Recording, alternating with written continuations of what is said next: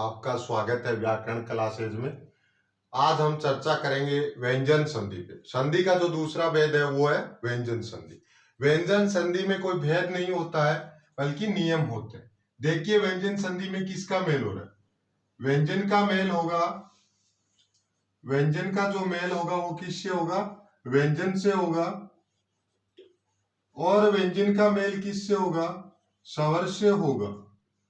व्यंजन धन से पहले व्यंजन होगा और धन के बाद में व्यंजन भी हो सकता है और स्वर भी हो सकता है। दूसरी कंडीशन, धन से पहले क्या हो सकता है, स्वर, और धन के बाद में क्या होगा, व्यंजन।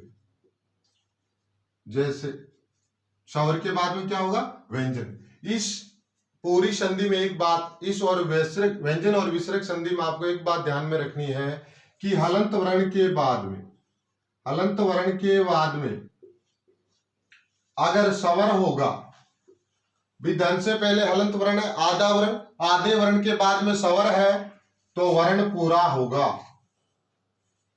तो वर्ण क्या होगा, पूरा। अगर हलंत वर्ण के बाद में, हलंत वर्ण के बाद में व्यंजन है, अगर हलंत वर्ण के बाद में व्यंजन है तो हलंत वर्ण हलंत ही रहेगा, अर्थात आधा रहेगा। एक ही बात ध्यान में रखनी है कि हलंत वर्ण के बाद में स्वर होगा तो यह हलंत वर्ण पूरा लिखा जाएगा। अगर हलंत वर्ण के बाद में व्यंजन होगा तो वर्ण आधे का आधा ही रहेगा। इसमें भेद नहीं होंगे, नियम होंगे। तो हम सबसे पहले चर्चा करते हैं नियम पे। पहला नियम कौन सा है, पहला नियम देखिए, धन से पहले क्या होगा वो ध्यान में रखना। प्रथम नियम, वर्ग का प्रथम व्यंजन, वर्ग का प्रथम व्यंजन, वर्ग का प्रथम व्यंजन,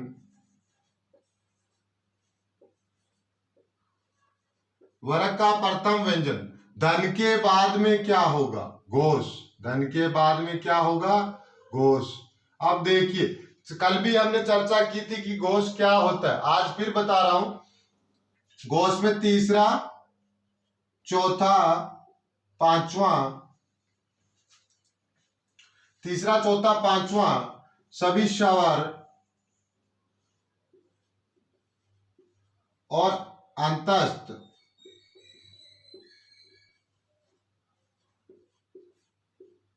और एक ह। धन से पहले वर्ग का प्रथम व्यंजन होगा, धन के बाद में क्या होगा, घोष होगा। घोष में कौन कौन से आएंगे, तीसरा, चौथा, पांचवा सभी स्वर, अंतस्थ वर्ण और है। तो परिवर्तन क्या होगा, ये वर्ग का प्रथम व्यंजन, वर्ग का प्रथम व्यंजन अपने ही वर्ग के, वर्ग का प्रथम व्यंजन अपने ही वर्ग के, अपने ही वर्ग के तीसरे व्यंजन में बदलेगा।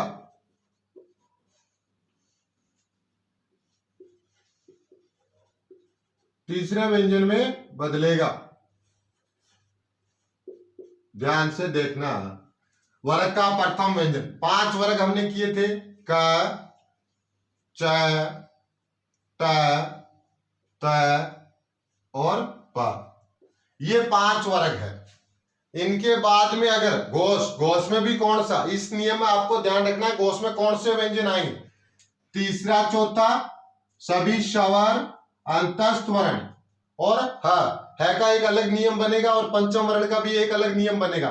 तो इस नियम आपको इतना ही ध्यान में रखना है कि वर्ग का प्रथम व्यंजन, वर्ग के प्रथम व्यंजन के बाद में घोष, घोष में भी कौन सा, तीसरा, चौथा वर्ण और सभी स्वर और अंतस्थ वर्ण अगर आए तो परिवर्तन क्या होगा, क्या किस में बदलेगा, क्या बदलेगा, क्या में, च किस में बदलेगा, जय में, तय किस में बदलेगा, ड में, और तय किस में बदलेगा, ड में, और पै किस में बदलेगा, ब में। देखिए अगर यहां हलंत है तो वहां भी हलंत ही होगा।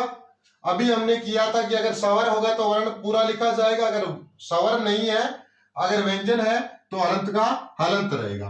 अब जो चर्चा इस नियम को एकदम क्लियर करने की है वो उदाहरण से होगी। देखिए, वाकदान, वाकदान ईश, वाकदान ईश शब्द को ध्यान से देखना। वाकदान ईश, धन से पहले क्या है? का है। क्या है? वर्ग का प्रथम व्यंजन। क वर्ग का प्रथम व्यंजन क्या होता है? का होता है।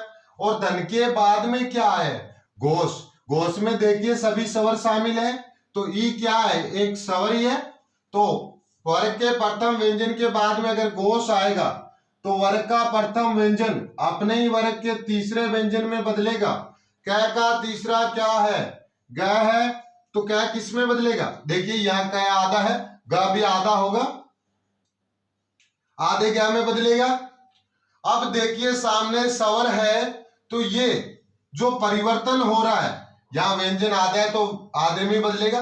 अगर सामने स्वर है तो पूरा लिख देंगे, अगर स्वर नहीं है तो आधे का आधा रहेगा। यहां देखिए, वाक धन ईश, प्रथम व्यंजन के बाद में स्वर आया, प्रथम व्यंजन अपने तीसरे में बदला, किसमें? गम। वाह, अब गया आधा है, आधा लिख दो एक बार। सामने क्या है? धन के बाद में क्या आ रहा है? ई आ रहा है। ई का स्वर किस में जुड़ेगा? ग में जुड़ेगा, वागी। अब देखिए दूसरे शब्द में क्या बचा है? श, लिख दीजिए वागीश। शब्द क्या बना? वागीश। जैसे शब्द है जगत धन अंब, जगत धन अंब। ध्यान से देखना, धन से पहले क्या है? वर्ग का प्रथम व्यंजन कौन सा है? त, तो त। और धन के बाद में क्या है? घोष। घोष में क्या है? सभी स्वर घोष में आते हैं। यहाँ स्वर कौन सा है? ए का है, तो त किस में बदलेगा? अपने वर्ग के तीसरे में बदलेगा। त का तीसरा कौन सा होता है? द। वर्ग धन से पहले क्या आया है? आधा त आया है, और धन के बाद में क्या आया है? ए आया है। ए क्या है? स्वर है, तो ये वर्ग का प्रथम व्यंजन किस में बदलेगा? अपने आधे में बदलेगा। इसका तीसरा कौन सा होगा? द होगा। यहाँ त आधा है तो द भी आधा होगा, और जो सामने स्वर है उसकी मात्रा जुड़ेगी। त द में बदला, और द में मात्रा किसकी जुड़ेगी? इस ए की, तो बना क्या? द पूरा हो जाएगा। द पूरा हो गया। अब देखिए शब्द को हम जोड़ेंगे। पहला शब्द कौन सा था? जग। जग रह गया, जग। अब देखिए त और ए मिलके क्या बन गया? द। द लिख देंगे, और दूसरे शब्द में एक वर्ण निकलने के बाद में क्या बचा? वो भाग लिख देंगे। शब्द क्या बना? जगदम्बा। शब्द क्या बना?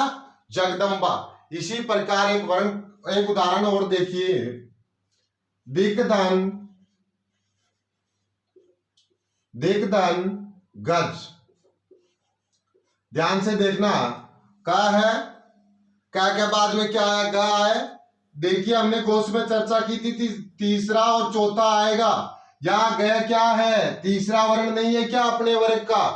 तो ये वर्ग से धन से पहले जो वर्ग का प्रथम व्यंजन आया है, ये किस में बदलेगा? अपने तीसरे में बदलेगा। का किस में बदलेगा?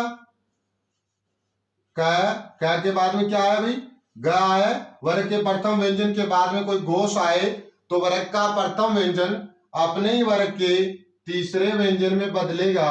क्या किस में बदलेगा? आधे ग में बदलेगा, क्योंकि क्या आधा तो ग भी आधा। अब देखिए यहां तो हलंती था, हलंत यहां भी हलंत हो रहा था, लेकिन यहाँ क्या फर्क था? यहाँ फर्क ये था कि सामने स्वर था, लेकिन यहाँ क्या है? सामने व्यंजन है, तो आधे का आधा ही रहेगा। अगर सामने व्यंजन आए तो आधा आधा ही रहेगा, और अगर स्वर हो तो पूरा हो जाएगा। शब्द बनाइए, दी। क्या किस में बदल गया भाई? आधे ग में, क्या की जगह आधा ग लिखेंगे। दूसरे शब्द में क्या बचा? गज, तो गज लिख। इस शब्द और इस शब्द में फर्क क्या है?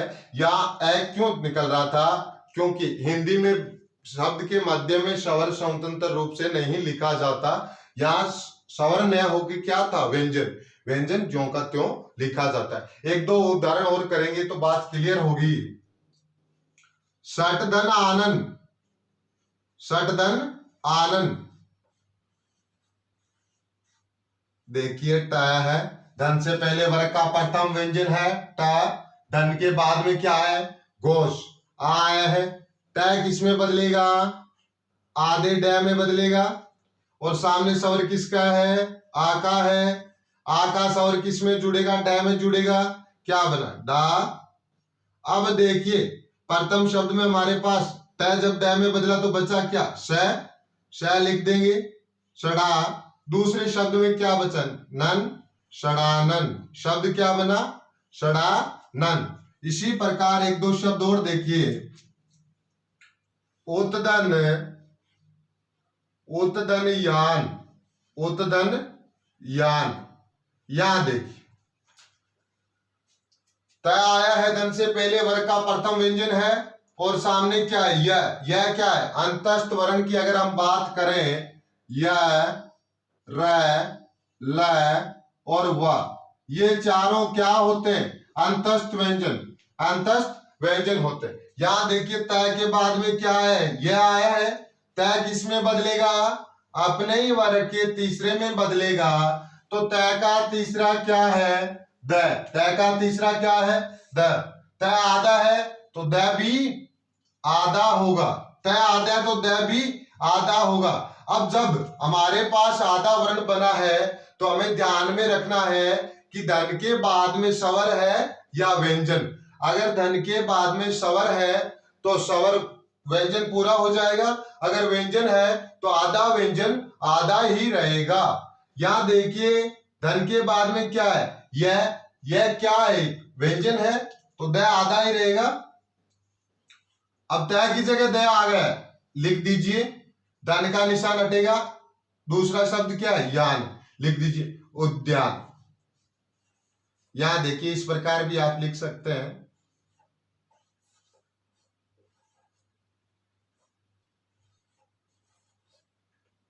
उद्यान। अब फर्क क्या है, इस संधि की एक पहचान होती, अगर आपको शब्द में कहीं भी दो घोष व्यंजन साथ में नजर आए, दो घोष व्यंजन साथ में नजर आए, वहां व्यंजन संधि का प्रथम नियम जो ये नियम है ये लगेगा। जहां दो घोष व्यंजन आपको साथ में नजर आए वहां ये नियम लगेगा।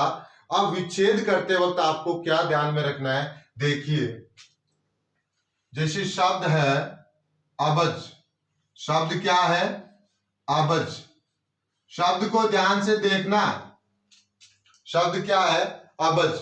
यहां देखिए दो घोष व्यंजन आए, अगर व्यंजन होगा तो आधा होगा, अगर स्वर होगा तो पूरा होगा। यहां देखिए दो आए, पहले आधे को हम किस में बदलेंगे, विच्छेद करते वक्त क्या ध्यान में रखना है, जो ये तीसरा है इसको हम किस में बदलेंगे, पहले में बदलेंगे, तभी तो शब्द पहले से तीसरे में बदलेगा। ध्यान से देखिए यहां ब आया है, ब के बाद में क्या आया ज, तो यहां से विच्छेद करेंगे। ब का पहला कौन सा होता है, ब का पहला प होता है, ब की जगह प लिखेंगे, ब आधा है प भी आधा। आप दूसरे शब्द में क्या बचा है ब के बाद में ज लिख दें अबज। इसी प्रकार एक शब्द और देखिए षड्यंत्र, षड्यंत्र। यहां देखिए दो घोष व्यंजन साथ में आए या और ड, करना कुछ नहीं है, जो पहला घोष व्यंजन है उसको, जो दो घोष व्यंजन साथ में आएंगे जो पहला है उसको अपने ही वर्ग के प्रथम व्यंजन में बदलना है। ड किस में बदलेगा ट में, सट धन। अब ड के बाद में बचा वो शब्द लिख देंगे षड्यंत्र, क्या होगा षड्यंत्र। इसी प्रकार एक आधा शब्द और देखते हैं, एक आधा शब्द और देखेंगे।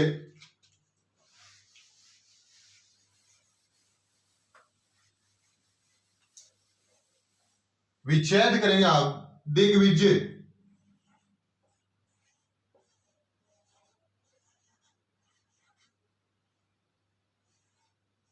सदास्य,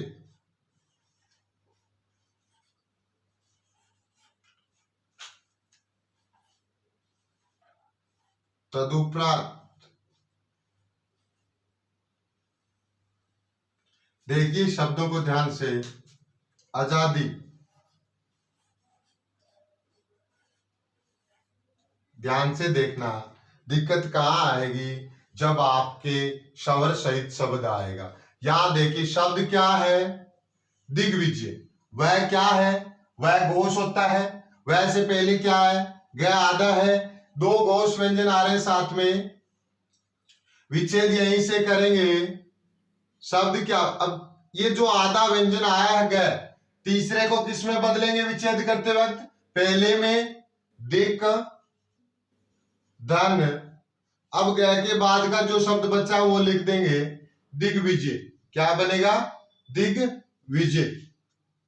सदास्य, यहां देखिए, अब इसमें आपको शब्द को ध्यान से देखिए, संधि ज्यादा मुश्किल नहीं है। यहां देखिए द है, द है, द कौन से, हर वर्ग का ये तीसरा है, ये किसी वर्ग का तीसरा है। तो इस तीसरे वर्ग में स्वर, जहां तीसरे वर्ग में स्वर लगा हो, वर्ग के तीसरे व्यंजन में स्वर लगा हो, वहां से हम विच्छेद कर सकते हैं। अब तीसरे को किस में बदलेंगे विच्छेद करते हैं, पहले में बदलेंगे। द का तीसरा क्या है, त है, सत, धन।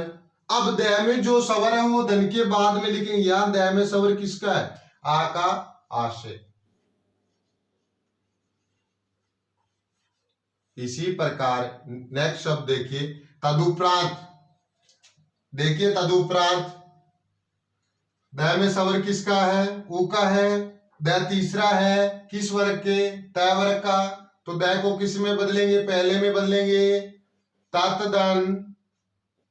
द का पहला क्या होगा, त, तत् धन। अब द में स्वर किसका, ऊ का है, उपरांत। क्या होगा, उपरांत। नेक्स्ट शब्द देखिए, आजादी। क्या है, आजादी। ये आजादी नहीं है, आजादी है। यहां देखिए ज आया है, ज क्या है, च वर्ग का तीसरा व्यंजन है। तो विच्छेद करते वक्त ज को किस में बदलेंगे, च में बदलेंगे, अच, अच। अब आ का स्वर है, आ का स्वर है ज में, धन के बाद में लिखेंगे आदि। क्या करेंगे, धन के बाद में लिखेंगे आदि। एक शब्द और देखिए, अब्द।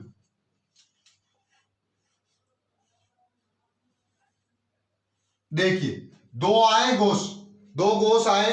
जो पहला आधा गोश है उसको अपने ही वर्ग के विच्छेद करते वक्त, जो पहला आधा गोश है उसको विच्छेद करते समय अपने ही वर्ग के पहले में बदलेंगे। ब का पहला कौन सा है, प है।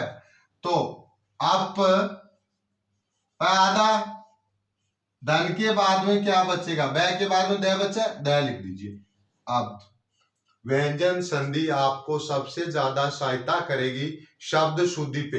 हमने एक शब्द किया है तदुपरांत, ये तदोपरांत नहीं होता है, तदुपरांत। दू, ऊ का स्वर होगा, ठीक है। और एक बात मैं आपको क्लियर कर देना चाहता हूं, एक नियम को छोड़कर, जिसमें गोश किस में बदलेगा, ए गोश में, उस नियम को छोड़कर पूरी व्यंजन संधि में क्या होगा, पूरी व्यंजन संधि में आपको नहीं, पूरे राजस्थान के जितने भी विद्यार्थी हिंदी पढ़ते हैं उनको दिक्कत जहां आती है वो देखिए, उत, तत्, सत, संधि रूप ये तीनों का चलेगा, उत, तत्, सत। लेकिन एक नियम, जिसमें द किसमें बदलेगा, तीसरा पहले में बदलेगा, उसमें आपको उद मानना है, उसमें आपको उद करना पड़ेगा। और ये संधि रूप होंगे उत, तत्, सत। और ये क्या है, उद, तद, ये उपसर्ग है। क्या है, उपसर्ग है। ये संधि रूप है, ये उपसर्ग है। एक नियम में आपको उद मानना है, उसके अलावा कहीं भी आपको उद नहीं करना है। आरपीएससी भी किसे मानती है, उत को मानती है, तत् को मानती है और सत को मानती है। ऑथेंटिक किताब में आपको यही मिलेगा। बाकी मैं किसी किताब का नहीं कह रहा आपको कि भाई इसको उत ही मानो, जिसकी जो मर्जी वो माने, लेकिन सही ये होगा परीक्षा में, तो ध्यान रखना वो तत् सत मानना है, वो उसका उपसर्ग रूप है। उत का उद होगा, तत् का तद होगा। आइए अब आगे चर्चा करते हैं हम दूसरे नियम पे। दूसरा नियम क्या कहता है?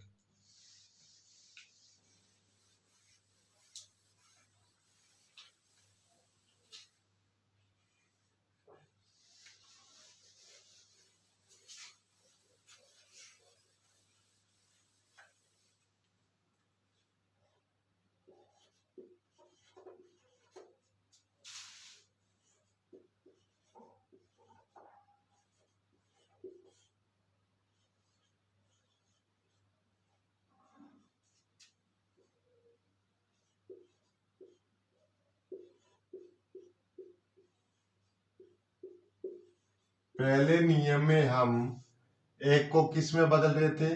3 में। इस नियम में क्या करेंगे? एक को बदलेंगे किस में? 5 में। पहले में एक को 3 में बदल रहे थे, इसमें बदलेंगे एक को 5 में। नियम क्या कहता है वो ध्यान से देखिए। वर्ग का प्रथम व्यंजन यहां भी होगा। वर्ग के प्रथम व्यंजन के बाद में क्या होगा? पंचम वर्ण होगा। क्या होगा? पंचम वर्ण होगा। पंचम वर्ण कौन से होते हैं? जो वर्ग के अंतिम होते हैं। ज्ञ, य, ण, न, म। अब देखिए, अगर का होगा धन से पहले तो का किस में बदलेगा? ज्ञ में। अगर च होगा धन से पहले, च किस में बदलेगा? य में। अगर ट होगा, ट किस में बदलेगा?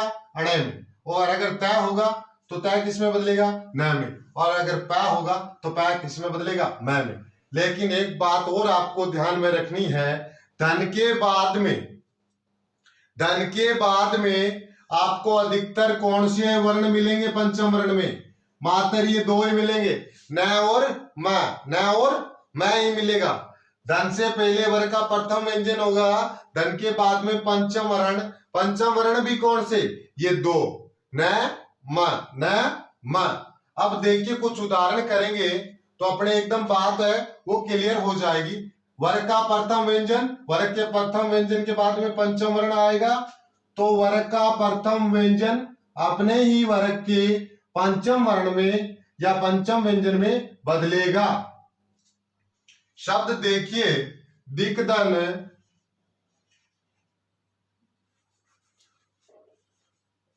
वाकदन में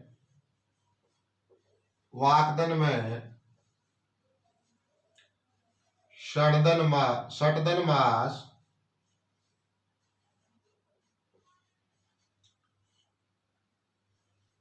शतदन नारी,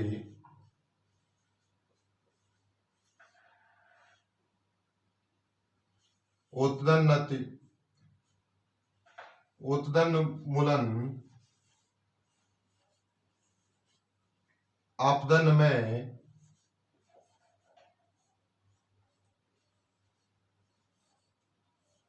ध्यान से देखना। धन से पहले हमने बात की है कि वर्ग का प्रथम व्यंजन होगा। यहां देखिए सभी शब्दों को देखिए। धन से पहले का है, प्रथम व्यंजन है। यहाँ टा है, प्रथम व्यंजन है। यहाँ ता है, प्रथम व्यंजन है। यहाँ ता है, प्रथम व्यंजन है। ता भी क्या है? प्रथम व्यंजन है। पांचों शब्दों में धन से पहले जो व्यंजन आ रहा है वो क्या है? वर्ग का प्रथम व्यंजन है। धन के बाद में क्या आ रहा है? पंचम वर्ण, म, न, म, न। तो देखिए ध्यान से क्या परिवर्तन क्या होगा। धन से पहले क्या है? वर्ग का प्रथम व्यंजन है। धन के बाद में क्या है? इस शब्द में मैं ये क्या है? पंचम वर्ण है। तो परिवर्तन क्या होगा? धन से पहले जो वर्ग का प्रथम व्यंजन है वो अपने ही वर्ग के पंचम वर्ण में बदलेगा। याद देखिए, क्या का पंचम वर्ण? ज्ञ। क्या? ज्ञ होगा। शब्द क्या बनेगा? वा। अब ये जो क था ये किस में बदलेगा? ज्ञ में बदलेगा। क अलंत, ज्ञ भी अलंत। दूसरा शब्द क्या बचा हमारे पास? में। शब्द क्या बना भाई? वांग में। शब्द क्या बना? वांग में। यहां व्यंजन है इसलिए पूर्ण नहीं होगा, आधा आधा ही रहेगा। शब्द देखिए, शब्द क्या? ट, सट है। ट किस में बदलेगा? अपने ही पंचम वर्ण में बदलेगा। ट के बाद में क्या है, मैं आए, पंचम वर्ण है। ट किस में बदलेगा, अपने पंचम वर्ण में। ट का पंचम वर्ण क्या होता है, अणे। ट आधा, अणे भी आधा। क्षण, क्षण हो गया। आप दूसरे शब्द में देखिए, मास, क्षण मास। देखिए सतधन नारी, प्रथम, धन से पहले प्रथम व्यंजन है वर्ग का। धन के बाद में क्या है, न आया है। क्या है, न क्या है, एक पंचम वर्ण है। तो ये वर्ग का प्रथम व्यंजन अपने वर्ग के तीसरे में बदलेगा। इसका तीसरा क्या है, न है। क्या है, न। तय आधा, तो न भी आधा। तय की जगह हम क्या लिखेंगे, न लिखेंगे, वो भी आधा। आधा आधा ही रहेगा, क्योंकि धन के बाद में क्या आया है, व्यंजन आया है। अगर यहां स्वर आता तो न पूरा हो जाता। आधा लिखेंगे, दूसरा शब्द लिख देंगे, सन्नारी। शब्द क्या हुआ, सन्नारी। ओतधन मूलन, तय है। तय के बाद में क्या है, पंचम वर्ण आया है। तय किस में बदलेगा, अपने पंचम वर्ण में बदलेगा। तय का पंचम वर्ण क्या है, न। शब्द क्या बना, उन्मूलन। न तय न में बदला, बाकी शब्द लिखेंगे दूसरा, उन्मूलन। अगर उन्मूलन के विलोम की बात कर ले तो क्या होगा, उन्मूलन का विलोम होता है स्थापन या रोपण। इसका नाश, स्थापन या रोपण होता है। उन्मूलन के विलोम की बात करें तो कौन सा होगा, स्थापन या रोपण। अप में पा है, पा के बाद में क्या है, मैं है। वह धन से पहले क्या है, वर्ग का प्रथम व्यंजन है। धन के बाद में क्या है, मैं है। वर्ग का प्रथम व्यंजन अपने ही वर्ग के पंचम वर्ण में या पंचम व्यंजन में बदलेगा। पै का पंचम व्यंजन कौन सा है, मैं होगा। पै आधा, मैं भी आधा। शब्द क्या बनेगा, अम में। एक दो उदाहरण और देखिए, ताकि बात आपको जो है नियम में वो क्लियर होनी चाहिए। इस नियम की पहचान क्या है, शब्द में आपको कहीं भी दो पंचम वर्ण दिखे तो पहला जो हलंत पंचम वर्ण है उसको हम पहले व्यंजन में उसी के वर्ग के प्रथम व्यंजन में बदल देंगे। यहां देखिए दो पंचम वर्ण आए, यहां देखिए दो पंचम वर्ण आए। अब एक आधा शब्द हम विच्छेद करके देखेंगे, एक आधा शब्द विच्छेद करके देखेंगे। शब्द देखिए,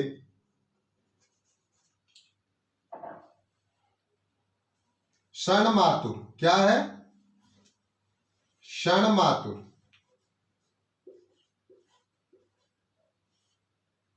शब्द ध्यान से देखिए, क्षण मातुर। शब्द क्या है, क्षण मातुर। यहां देखिए दो पंचम वर्ण आए, क्षण मातुर दो पंचम वर्ण आए। कौन कौन से, पहले अणय है, बाद में म है। पहले अणय है, बाद में मैं है। तो विच्छेद करते वक्त जो पहला पंचम वर्ण है उसको हम उसी के वर्ग के, जो पहला हलंत पंचम वर्ण है उसको किस में बदलेंगे, उसी के वर्ग के प्रथम व्यंजन में, विच्छेद करते वक्त। अब इसका पहला कौन सा होगा, अणय का पहला ट, तो अणय आधा होगा तो ट भी आधा होगा। सट धन। अब मातुर, पहले हलंत पंचम वर्ण के बाद में जो शब्द लिखा है वो पूरा लिखेंगे, मातुर। क्या होगा, मातुर। एक शब्द देखिए, लोक प्रचलित शब्द है, काफी विवादित शब्द भी है, मृत धन। मृत धन में, मृत धन में विवाद इस बात पे है कि तय होता है या द, तय होता है या द। एक बात ध्यान में रखना आप, हम नियम क्या कर रहे हैं, नियम ये कर रहे हैं वर्ग का प्रथम व्यंजन होगा, जो वर्ग का प्रथम व्यंजन उसके बाद में पंचम वर्ण होगा, ये किस में बदलेगा, ये अपने ही वर्ग के पंचम वर्ण में बदलेगा। यहां देखिए, यहां जो परिवर्तन हो रहा है, क्यों हो रहा है, इस पे चर्चा हम व्यंजन संधि के अंतिम नियम में करेंगे। देखिए तय, तय के बाद में क्या आया है, मैं आया है। तय के बाद में क्या आया भाई, मैं आया है। मैं किस, तय किस में बदलना चाहिए, आधे न में। क्योंकि तय आधा है तो न भी आधा होना चाहिए। लेकिन एक नियम है जिसपे मैं थोड़ी बहुत चर्चा अब कर रहा हूं ताकि ये शब्द क्लियर हो जाए। अगर ई, री, र और श, ये चार वर्ण ई, री, र, स, और इनके बाद वाले शब्द में धन से पहले तो ये क्या हो, ये पहले हो, और इनके बाद वाले शब्द में आपको न नजर आए, क्या नजर आए, न नजर आए, तो न किस में बदलेगा, न बदलेगा, न किस में बदलेगा, न बदलेगा अणय में, न किस में बदलेगा, अणय में, न किस में बदलेगा, अणय में बदलेगा। यहां देखिए न किस में बदलेगा, अणय में। क्यों बदल रहा है, क्योंकि मैं में मात्रा किसकी है, मैं में मात्रा किसकी है, री की है। इस री के कारण न किस में बदल रहा है, अणय में बदल रहा है। शब्द क्या बनेगा, मृ, मृ, न किस में बदलेगा, री के कारण अणय में बदलेगा, किस में बदलेगा, अणय में, न आधा अणय भी आधा, दूसरा शब्द क्या है, मृण में, शब्द क्या बना, मृण में। अब आपको एक बात ध्यान में रखनी है कि भाई इस अणय को देखकर कहीं आप इसका विच्छेद मृत धन में मत कर देना। ये अणय नहीं है, ये किसके कारण आया, इस री के कारण न बदला है अणय में। तो न तो पंचम वर्ण कौन सा है, न है, लेकिन री के कारण ये ट के पंचम वर्ण में बदल गया है। लेकिन विच्छेद करते वक्त या ट न लिखकर क्या लिखेंगे, हम तय लिखेंगे। ये मोस्टली शब्द है, आप स्टार लगा लीजिए। ये था दूसरा नियम, ये था दूसरा नियम। अब हम चर्चा करेंगे तीसरे नियम पर। अब हम चर्चा करेंगे नेक्स्ट नियम पे, व्यंजन संधि का तीसरा नियम। जहां दूसरे नियम में दो पंचम वर्ण आ रहे थे शब्द में, वहीं तीसरे नियम में एक पंचम वर्ण आएगा या अनुस्वार आएगा। देखिए तीसरा नियम क्या कहता है, तीसरा नियम क्या कहता है, धन से पहले मैं हो, धन से पहले मैं हो, और धन के बाद में कोई भी व्यंजन, कोई भी व्यंजन। इसके हम दो नियम कर लेते हैं, पहला क भाग, दूसरा ख भाग कर ले। मैं के बाद में कोई भी व्यंजन, कहां तक, कैसे मैं तक, कैसे, कैसे मैं तक व्यंजन है। कोई भी व्यंजन में कहां तक, मैं के बाद में कोई भी व्यंजन कैसे मैं तक। तो परिवर्तन क्या होगा, मैं उस व्यंजन के, उस व्यंजन के, उस व्यंजन वर्ग के पंचम वर्ण में बदलेगा, उस व्यंजन वर्ग के पंचम वर्ण या पंचम वर्ण या अनुस्वार में बदलेगा। एक बार और देख लीजिए, तीसरे नियम के हम दो भाग करेंगे ताकि आसान रहेगा। मैं, धन से पहले मैं हो, आधा में, और धन के बाद में कोई व्यंजन कि कौन से, कहां से कहां तक, कैसे मैं तक, पांच वर्ग है वही लिए हैं। मैं उस व्यंजन वर्ग के, तो ये आधा मैं है, वो जो सामने व्यंजन आया है उसके वर्ग के पंचम वर्ण, या तो पंचम वर्ण में बदलेगा या अनुस्वार में बदलेगा। पंचम वर्ण हमने अभी किए थे, ज्ञ, य, अण, न, मैं,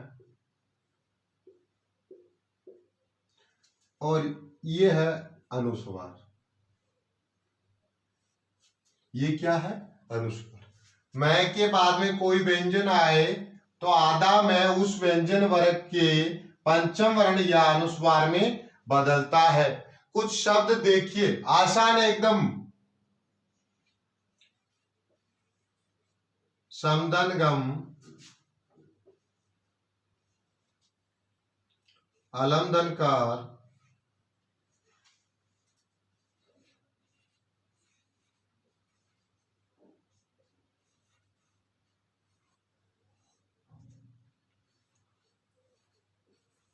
समदनजय,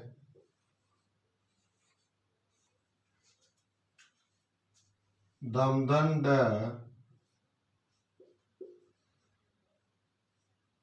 किमदन नर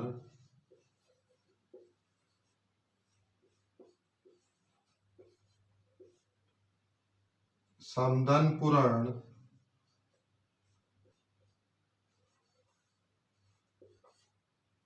ध्यान से देखिए धन से पहले क्या आया है, आधा मैं आया है। धन के बाद में सवर नहीं आएगा, क्या आएगा, व्यंजन आएगा। तो ये धन के बाद, धन से पहले क्या आया है, आधा मैं आया है। धन के बाद में क्या आया, व्यंजन आया है। तो ये आधा मैं उस व्यंजन वर्ग के पंचम वर्ण या अनुस्वार में बदलेगा। अब देखिए धन के बाद में क्या है, ग आया है। ग का पंचम वर्ण क्या होगा, ग। ग का पंचम वर्ण क्या होगा, ग होगा। अब मैं किस में बदलेगा, जो सामने व्यंजन आया है उसके पंचम वर्ण में बदलेगा। तो शब्द क्या बनेगा, शाम। अब मैं किस में बदला, पंचम वर्ण में। और दूसरे शब्द में क्या बचेगा, संगम, ये होगा। लेकिन वर्तमान समय में ये अनुस्वार की जगह, पंचम वर्ण की जगह क्या प्रयोग करने लगे, हम अनुस्वार का प्रयोग करने लगे। तो ये शब्द भी शुद्ध है, ये शब्द भी शुद्ध है, ये दोनों ही शब्द शुद्ध है। लेकिन ये संधि रूप से, शब्द शुद्धि में बात आए तो हमेशा संधि के अनुसार जो नियम लगेगा, संधि के अनुसार जो शब्द होगा वही शुद्ध माना जाएगा। यहां देखिए, दोबारा देखिए, धन से पहले आधा में है, धन के बाद में व्यंजन है। तो आधा में जो सामने व्यंजन आया है उसके पंचम वर्ण में बदलेगा, ग का पंचम वर्ण ग। अब क्या करेंगे, शब्द बनाते वक्त मैं की जगह हम उस पंचम वर्ण को लिख देंगे, जो सामने व्यंजन है उसका पंचम वर्ण आएगा उसको लिख देंगे और शब्द बन जाएगा। लेकिन अगर हम पंचम वर्ण का प्रयोग नहीं करना चाहते तो हम पंचम वर्ण की जगह क्या लिख सकते हैं, अनुस्वार भी लगा सकते हैं। देखिए शब्द अलमदनकार, पंचम वर्ण है मैं के बाद में क्या है, क आया है, कोई व्यंजन है क भी। तो मैं उस व्यंजन वर्ग के पंचम वर्ण या अनुस्वार में बदलेगा। क का पंचम वर्ण तो क्या है, ज्ञ है। तो शब्द हमारे पास क्या बनेगा, अल। यहां देखिए मैं किस में बदलेगा, ज्ञ में बदलेगा। दूसरा शब्द लिख देंगे कार, अलंकार। अब प्रयोग क्या हो रहा है, वर्तमान में इस प्रकार कोई नहीं लिखता है, पंचम वर्ण की जगह प्रयोग क्या कर रहा है, अनुस्वार का कर रहा है। वर्तमान में अधिकतर जितनी भी पुस्तक है उसमें आपको पंचम वर्ण की जगह अनुस्वार का ही प्रयोग किया हुआ मिलता है। नेक्स्ट शब्द देखिए, समधन जे, समधन जे। मां आया है, सामने क्या है, कोई पंचम, कोई व्यंजन है। तो पंच मैं किस में बदलेगा, उस सामने जो व्यंजन आया है उसके पंचम वर्ण में बदलेगा। सामने जय है, जय का पंचम वर्ण यह होता है, मैं किस में बदला, यह में बदला। शब्द क्या बनेगा, अब मैं की जगह हम किसका प्रयोग करेंगे भाई, मैं बदल गया और सामने वाले व्यंजन के पंचम वर्ण में, मैं किस में बदल गया, सामने वाले के पंचम वर्ण में, यह में। शब्द क्या बना, संजय। लेकिन इस प्रकार नहीं लिख के वर्तमान में इस प्रकार, अधिकतर इस प्रकार लिखा जाता है। दोनों ही शुद्ध है, दोनों ही शुद्ध है। शब्द देखिए, दमदंड, मां आया है, मैं के बाद में क्या आया, ड आया है। मैं किस में बदलेगा, जो सामने व्यंजन आया है उसके पंचम वर्ण में बदलेगा। ड का पंचम वर्ण अणे, मैं आधा, अणे भी आधा। शब्द क्या बनेगा भाई, मैं की जगह हम किसका प्रयोग करेंगे, अणे का। दंड, इस प्रकार भी लिखते हैं और आप इसकी जगह अनुस्वार का भी प्रयोग कर सकते हैं। देखिए ये जो अनुस्वार का अधिकतर प्रयोग किन शब्दों में होता है, जहां क वर्ग के पंचम वर्ण और च वर्ग के पंचम वर्ण का प्रयोग होता है वहां अधिकतर अनुस्वार का प्रयोग होता है। लेकिन ट वर्ग, तय वर्ग और पय वर्ग के शब्दों में अनुस्वार का प्रयोग नहीं होता है। और एक विशेष बात आपको जो ध्यान में रखनी है, यहां तक आप अनुस्वार का प्रयोग कर सकते हैं का वर्ग में, चा वर्ग में और तय वर्ग में, लेकिन तय वर्ग का जो पंचम वर्ण है या पय वर्ग का पंचम वर्ण है तो आपको वहां पंचम वर्ण का ही प्रयोग करना चाहिए। शब्द देखिए, किम, किम धन नर, पंचम वर्ण क्या है, म आया है, मां के बाद में क्या है, न आया है, तो मैं किस में बदलेगा, न के पंचम वर्ण में। न का पंचम वर्ण क्या है, न जिस वर्ग का है उसका पंचम वर्ण क्या है, न ही है, या मैं आधा है, न भी आधा होगा, शब्द क्या बनेगा, न आधा, मैं आधा तो न भी आधा, किन, दूसरा शब्द क्या है, किन्नर। इस शब्द को मैंने स्टार इसलिए लगाया है क्योंकि जो हमने अभी थोड़ी देर पहले नियम किया था, दूसरा नियम, वर्ग का प्रथम व्यंजन पंचम वर्ण में बदलता है, तो आप यहाँ दो पंचम वर्ण देख के कहीं विच्छेद करते वक्त कित धन नर मत कर देना। विच्छेद क्या होता है, किम धन नर होता है। ये देखिए समधन पूर्ण, ये अशुद्ध होगा, ये अशुद्ध होगा, यहां आप पंचम वर्ण का ही प्रयोग करेंगे, अनुस्वार का प्रयोग नहीं कर सकते, अशुद्ध होगा। नया के नियम में तय वर्ग का जो पंचम वर्ण है उसका ही प्रयोग करना चाहिए। देखिए समधन पूर्ण, जब दो पंचम वर्ण साथ में आए तो आपको दोनों पंचम वर्ण का प्रयोग करना चाहिए, न कि एक ही पंचम वर्ण का। अगर पंचम वर्ण एक है तो वहां आप अनुस्वार का प्रयोग कर सकते हैं। जैसे देखिए अगला शब्द संपूर्ण, मैं है, मैं के बाद में क्या है, प आया है, प का पंचम वर्ण मैं ही होता है, मैं किस में बदलेगा, मैं में बदलेगा, शब्द क्या बनेगा, संपूर्ण। आप इस प्रकार भी लिख सकते हैं और आप इस प्रकार भी लिख सकते हैं, जो आपकी इच्छा है। लेकिन इस नियम से हमें एक शब्द शुद्धि का नियम मिल रहा है कि जहां दो पंचम वर्ण का प्रयोग होता है वहां दोनों पंचम वर्ण का प्रयोग स्वतंत्र रूप से किया जाना चाहिए, न कि आप पहले हलंत पंचम वर्ण की जगह अनुस्वार का प्रयोग करें। एक दो विच्छेद करके देखते हैं। इस नियम का जो विच्छेद है वो एकदम आसान है, कुछ नहीं करना है आपको। जैसे ये शब्द संतोष, संतोष शब्द, पिछला जो नियम किया था उसमें दो पंचम वर्ण आ रहे थे, एक शब्द हमने यहां भी किया जो इस नियम के अनुसार है, लेकिन यहां क्या है, एक पंचम वर्ण है। क्या है, एक पंचम वर्ण है। तो इस पहले एक पंचम वर्ण जो आया है, आधा पंचम वर्ण, उसको क्या करेंगे हम मैं में बदल देंगे। विच्छेद करते वक्त क्या करेंगे, मैं में बदल देंगे और पंचम वर्ण के बाद का शब्द धन के बाद में लिख देंगे। देखिए स पंचम वर्ण आया है, इसको मैं में बदलेंगे सम। अब जो पंचम वर्ण के बाद का शब्द है उसको कहां लिखेंगे, धन के बाद में, तोष। क्या होगा, तोष। जैसे शब्द देखिए आप, मैं एक अनुस्वार, अगर शब्द पे पंचम वर्ण न देके अनुस्वार दे दिया, संचय शब्द क्या है, संचय शब्द क्या है, संचय शब्द। यहां देखिए अनुस्वार आया है, इस अनुस्वार को आप विच्छेद करते वक्त आपको या तो पंचम वर्ण पे निगाहें रखनी है या अनुस्वार पे निगाहें रखनी है। यहां देखिए मैं अनुस्वार है, इसको मैं में बदलेंगे समधन चे।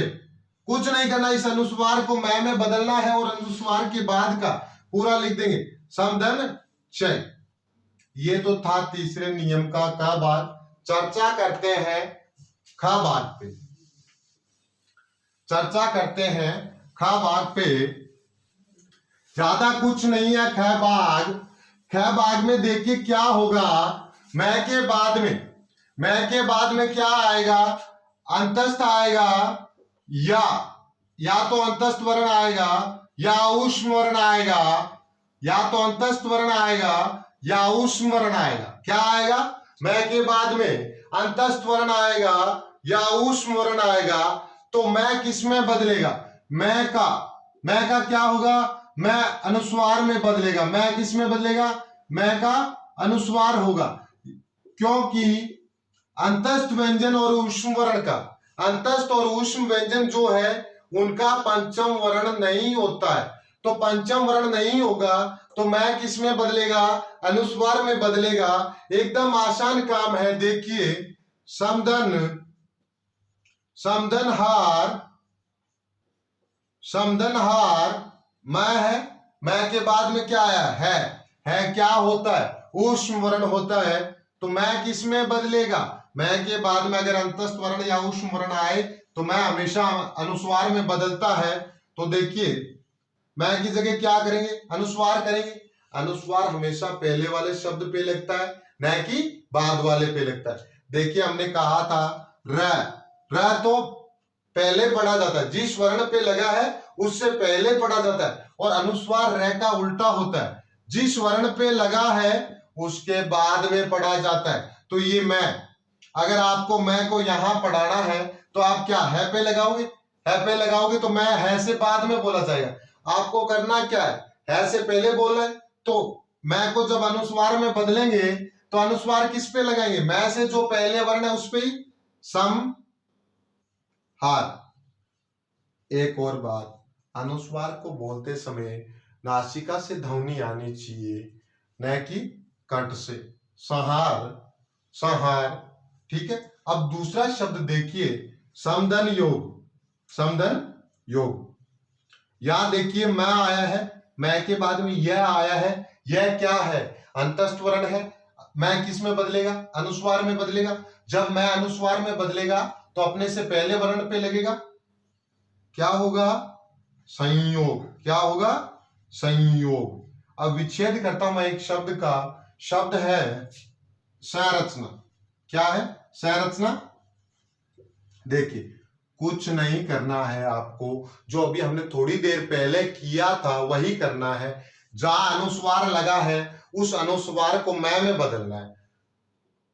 सम और बाद का शब्द धन के बाद में लिख देना है। समधन रचना, समधन रचना। इस ख भाग पे, इस ख भाग पे आपको हिंदी शब्दकोश में हजारों शब्द मिलेंगे, आपको अभ्यास करना है। दूसरा, इस नियम का एक अपवाद भी है। इस नियम का एक अपवाद भी, आसान सा, अगर 2 मिनट का काम होगा आपका। इस नियम को जो अपवाद है, रटना नहीं है, अपवाद आसान होता है एकदम। सम, धन से पहले क्या हो? सम, और सम के बाद में क्या हो? कै वर्ग। कै वर्ग में क्या होगा? क, ख, ग, घ, घ। कै वर्ग आने पर मैं, और सम, सम के बाद में कै वर्ग आने पर, कै वर्ग आने पर, सम के बाद में कै वर्ग आने पर क्या होगा? दोनों के बीच, दोनों के बीच स का आगमन, स का आगमन। दंत्य से आ जाएगा, आधा दंत्य से आ जाएगा। दोनों के बीच आधा दंत्य से आ जाएगा। 4 ही शब्द है, लेकिन मैं आपको तरीका बता रहा हूं। देखिए, समधनकार, सम के बाद में क्या आया है? क्या आया है? तो दोनों के बीच में क्या आएगा? दंत्य स आएगा। दोनों के बीच में क्या आएगा? दंत्य स आएगा। यहां देखिए, दोनों के बीच में क्या आ रहा है? दंत्य स, आधा दंत्य स आएगा। अब दोनों के बीच में दंत्य स आने के कारण, स तो क्या है? ऊष्म वर्ण है। तो ये मैं किस में बदलेगा? अनुस्वार में बदलेगा। ध्यान से देखना, स आ जाएगा। सम के बाद में क्या वर्ग आने पर दोनों के बीच में क्या आएगा? स का आगमन होगा। देखिए, दोनों के बीच में स का आगमन हो चुका है। स के कारण ये मैं पंचम वर्ण में, क के पंचम वर्ण में न बदल कर किस में बदल रहा है? अनुस्वार में बदल रहा है। सम, दोनों, धन की जगह क्या आ गया हमारे पास? आधा दंत्य से, वो लिख देंगे। संस, बाद का शब्द लिख देंगे संस्कार। क्या लिख देंगे? संस्कार। एक शब्द का विच्छेद और कर लेते हैं ताकि बात एकदम क्लियर हो जाए। संस्कृत, संस्कृत। ध्यान से देखना, ऊपर अनुस्वार है, बाद में आधा स है, आधे स के बाद में क्या है? 4 ही है शब्द। तो यहां तो होगा क्या? विच्छेद करते वक्त अनुस्वार को हम मैं में बदलेंगे। सम, जिस वर्ण का आगमन हुआ है उसको विच्छेद करते समय हटा देंगे। सम, श हट गया, बचा क्या, कृत, लिख देंगे समधन कृत। ये था आज का हमारा चैप्टर व्यंजन संधि। व्यंजन संधि पे हमने 3 नियम कर लिए, बाकी नियम हम आगे की कक्षा में करेंगे। धन्यवाद।